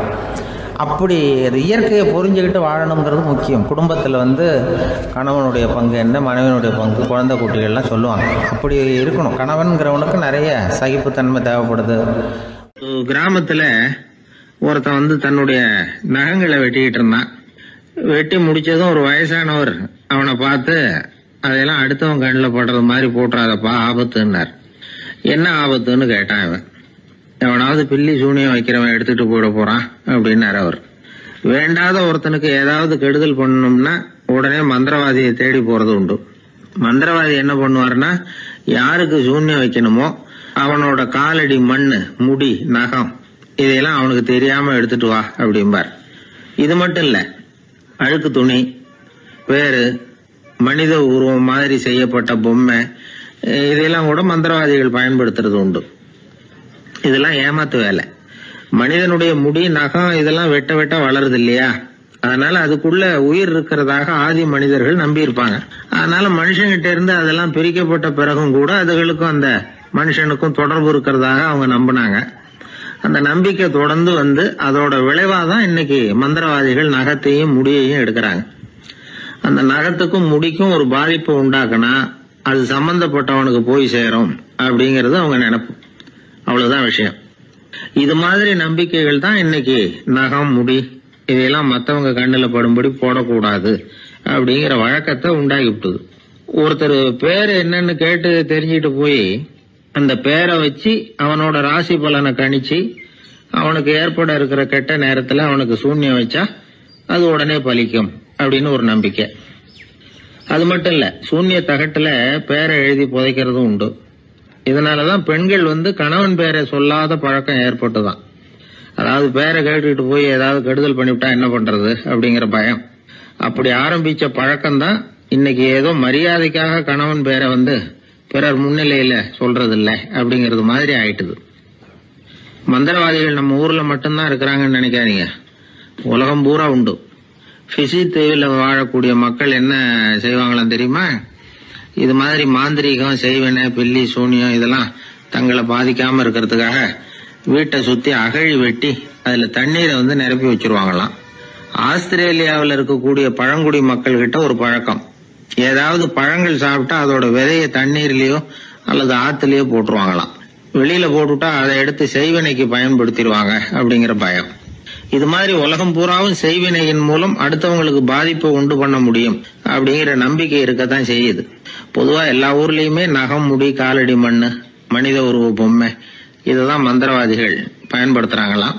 இந்த பில்லி, சூனியம், செய்வினை இதுல இருக்கிற உண்மை என்ன தெரியுமா? நகமோ முடியோ எதையும் செய்யறது இல்ல, சம்பந்தப்பட்டவனுக்கு ஏற்படுற பயம் இருக்கு பாருங்க, அதுதான் பாதிக்கும். இது மனநிலையை பொறுத்த விஷயம், வேற விஞ்ஞான ரீதியான பாதிப்பு இதுல எதுவும் கிடையாது. நம்ம ஊர்ல ஏற்பட்ட பகுத்தறிவு சிந்தனைகள், மூட நம்பிக்கைகளை எவ்வளவோ குறைச்சிருக்குது. இருந்தாலும் ஏமாந்து போறவங்க இன்னும் இருந்துகிட்டு தான் இருக்கிறாங்க. இந்த காலத்துல சின்ன குழந்தைகளை கூட ஏமாத்துறது கஷ்டம். ஒரு குழந்தை கேட்டுதான், ஏன்பா பிரார்த்தனை பண்ணுனா நமக்கு எல்லாம் கிடைக்குமா அப்படின்னு தான். ஓ கிடைக்குமே அப்படின்னாராம் அப்பா. நீ வச்சிருக்கிறிய பேனா அது கூட கிடைக்குமா அப்படின்னு கேட்டுதான் குழந்தை. ஓ கிடைக்கும் அப்படின்னாராம். அப்படின்னா நீ வச்சிருக்கிற பேனாவை என்கிட்ட கொடுத்துரு, அதுக்கப்புறம் நீ பிரார்த்தனை பண்ணி வேற ஒரு பேனாவை வாங்கிக்கோ அப்படின்னு தான் அந்த சின்ன குழந்தை. இந்த உலகத்துல மனுஷன் எவ்வளவோ தவறுகள் செய்யறான், அதுக்கெல்லாம் என்ன காரணம்? அதை பத்தின ஆராய்ச்சி தான் இன்னைக்கு. இதுக்கு ஆராய்ச்சி என்னத்துக்கு, அது தெரிஞ்ச விஷயம் தானே அப்படின்னு நீங்க நினைக்கலாம். ஆனா அப்படி அலட்சியமா இந்த விஷயத்தை விட்டுறக்கூடாது. பொதுவா எல்லோரும் நினைக்கலாம் எது சரி எது தவறு அப்படின்னு தெரியாததுனால தான் மனுஷன் தப்பு பண்றான் அப்படின்னு. ஆனா அப்படி சொல்லிட முடியாது. மனுஷன் தெரிஞ்சே தான் தவறுகள் பண்றான். இப்போ உதாரணத்துக்கு ஒரு சாலையில இடது பக்கம் போக வேண்டிய ஒருத்தர் நடுக்கோட்டை தாண்டி வலது பக்கமா வண்டியை ஓட்டிட்டு போறாருன்னு வச்சுங்க. என்னப்பா இது தப்பு இல்லையா அப்படின்னு அவர்கிட்ட கேட்டா, அதெல்லாம் எனக்கு தெரியும், நீ உன் வேலையை பார்த்துட்டு போ அப்படிம்பார். வலது பக்கமா போறது தப்புன்னு தெரிஞ்சே தான் அவர் அப்படி செய்யறார், அப்படி போறார். பெரிய உத்தியோகத்தில் இருக்கிறவங்க கூட லஞ்சம் வாங்குறாங்க, அவங்களுக்கெல்லாம் லஞ்சம் வாங்குறது தப்புன்னு தெரியலன்னு அர்த்தம். திருடுறது தப்புன்னு தெரியாமலாம் மனுஷன் திருடுறான், நல்லாவே தெரியும். நீங்க வேணும்னா கேட்டு பாருங்க, வேற வழி இல்லை அதனால தான் திருடுறேன்பா. திருடுறது ஒரு புண்ணியமான காரியம்னு திருடனே கூட சொல்ல மாட்டான். திருடுறது தவறுங்கிறது திருடனுக்கு தெரியும் அப்படிங்கிறத விளக்கறதுக்காக ஒரு பெரியவர் ஒரு கதை சொன்னார். அதாவது 2 திருடர்கள் 2 பேரும் சேர்ந்து ஒரு வீட்டுக்கு போய் ஒரு 10,000 ரூபாயை திருடிட்டு வந்துடுறாங்க. ஒரு காட்டு வழியா வந்துகிட்டு இருக்கிறாங்க. இன்னும் விடியல. 2 பேருக்கும் தூக்கம் கண்ணை சுத்துது. சரி இப்படியே ஒரு மரத்தடியில் படுத்து தூங்குவோம், காலையில் விடிஞ்சதும் இந்த பணத்தை 2 பேரும் பங்கு போட்டுக்குவோம் அப்படின்னு முடிவு பண்ணுறாங்க. அதே மாதிரி படுத்து தூங்குறாங்க. நடு ராத்திரியில் ஒரு திருடன் முழிச்சுக்கிறான். விடிகிற வரைக்கும் காத்துக்கிட்டு இருந்தா 5,000 ரூபா தான் கிடைக்கும், இப்போவே கம்பி நீட்டினா 10,000 ரூபா கிடைக்கும் அப்படின்னு யோசிச்சு பார்த்துட்டு ஒரு முடிவுக்கு வந்தான். மெதுவாக அந்த 10,000த்தையும் சுருட்டிக்கிட்டு அடுத்தவனுக்கு தெரியாமல் ஓடி போயிட்டான். விடியுது. அடுத்தவன் எழுந்திரிச்சு பார்க்குறான், பணத்தையும் காணலை, பாகஸ்தனையும் காணலை. இந்த திருடன் அந்த திருடனை திட்டுறான், திருட்டு பய, அயோக்கிய பய, இப்படி அநியாயமாக கிளப்பிட்டு போட்டானே அப்படிங்கிறான். இதுலேருந்து என்ன தெரியுது? தெரியாமல் எடுத்துக்கிட்டு போகிறது திருட்டு, அயோக்கியத்தனம், அநியாயம் அப்படிங்கிறது இவனுக்கு தெரிஞ்சிருக்குது. அதனால தான் அடுத்தவனை பார்த்து இப்படி திட்டுறான். அதனால தெரியாததுனால மனுஷன் தவறு பண்ணுறான்னு சொல்றது சரியில்லை. அப்படின்னா மனுஷன் பண்ணுற தவறுகளுக்கு உண்மையான காரணம் தான் என்ன? இதே சந்தேகம் அர்ஜுனனுக்கும் வந்துதான். அதனால தான் அவன் பகவானை பார்த்து கேட்குறான், மனுஷன் தன் விருப்பத்துக்கு விரோதமா ஏதோ ஒரு சக்தியினால பலாத்காரமா இழுக்கப்பட்டது மாதிரி பாவம் பண்றானே, அந்த சக்தி என்ன அப்படின்னு கேட்குறான். இதுக்கு பகவான் பதில் சொல்றார், காமமும் குரோதமும் தான் அந்த சக்திகள், அதாவது ஆசையும் சினமும், இது ரெண்டும் உன்னுடைய எதிரிகள் அப்படிங்கிறத புரிஞ்சுக்கோ அப்படிங்கிறார். இன்னமும் நுணுக்கமாக பார்த்தா காமத்தினுடைய மறு உருவங்கள் தான் குரோதமும் லோபமும். ஆசை நிறைவேறலைன்னா குரோதம், அதாவது கோபம். ஆசை நிறைவேறிட்டதுன்னா லோபம், அதாவது பேராசை. பாவத்தை கண்ட்ரோல் பண்ணணும்னா அதுக்கு மெயின் சுவிட்ச் எது அப்படிங்கிறது இப்போ தான் தெரியுது. அதுக்கு மனுஷன் தெரிஞ்சே தான் தவறு பண்ணுறான் அப்படின்னு பேசிக்கிட்டோமே. அதுக்கு ஒரு உதாரணம். ஒரு ஆள் ஹோட்டலில் சாப்பிட போனான், சாப்பிட்டு முடித்தான். எழுந்திரிச்சு வந்து முதலாளிகிட்ட பில்லை கொடுத்தான். காசை கொடுக்கல. முதலாளி பணம் கொடுன்னு கேட்டார். இவன் என்கிட்ட பணம் இல்லைன்னா. முதலாளி கொஞ்சம் கூட அலட்டிக்கல. உள்ளே இருந்து ஒரு ஆளை கூப்பிட்டார். இவனை கூப்பிட்டுக்கிட்டு போய் இட்லி மாவு ஆட்ட சொல்லுன்னார். இவனும் கவலைப்படாமல் உள்ளே போயிட்டான். அப்போது அழைச்சிட்டு போகிற ஆள் கேட்குறான், ஏன் சார் சாப்பிட்றதுக்கு முன்னாடி காசு இல்லைங்கிறது உங்களுக்கு தெரியாதா அப்படின்னு கேட்குறான். தெரியும், காசு இல்லைங்கிறதும் தெரியும், காசு இல்லாமல் சாப்பிட்டா மாவாட்டணுங்கிறதும் தெரியும் அப்படின்னா அந்த ஆள். அப்படின்னா நீங்கள் உங்கள் வீட்லேயே சாப்பிட்ருக்கலாமே அப்படின்னு கேட்குறான்.